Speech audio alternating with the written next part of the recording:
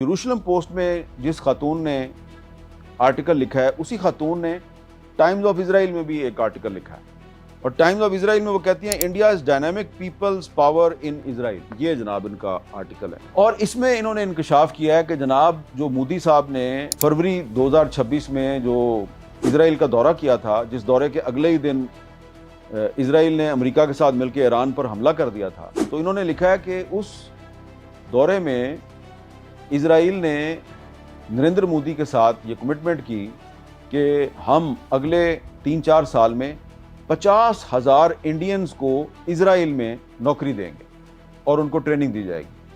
अब आप ज़रा सोचें कि ये जो हालिया ईरान और इजराइल की लड़ाई हुई है, तो इसमें तो जो ईरान के मिसाइल थे उन्होंने इजरायली इकोनॉमी को तबाह बर्बाद कर दिया है। इजराइल से इन्वेस्टर भी भाग गए हैं, इजराइल से डॉक्टर्स, इंजीनियर्स, जितने इजरायली जो हैं स्किल्ड वर्कर्स हैं जिनको थोड़ी सी भी इंग्लिश बोलनी आती है, वो इजराइल छोड़ के भाग गए।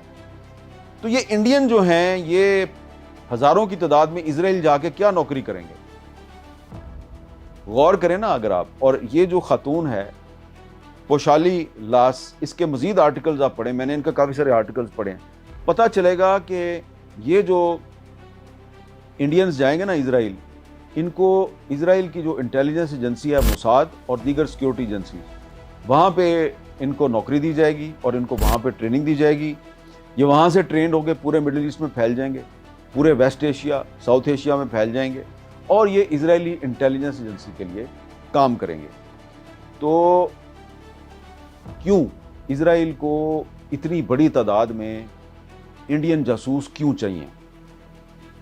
वजह उसकी ये है कि इंडिया का टारगेट जो है ना, वो अब सिर्फ पाकिस्तान नहीं है, बल्कि पाकिस्तान के साथ जितने भी पाकिस्तान के दोस्त ममालिक हैं, इत्तेहादी ममालिक हैं, वो सारे इंडिया और इजराइल का टारगेट है। उसमें पाकिस्तान के अलावा सरे फहरिस्त तुर्की है, फिर ईरान है, फिर सऊदी अरब है और कुछ और भी ममालिक हैं।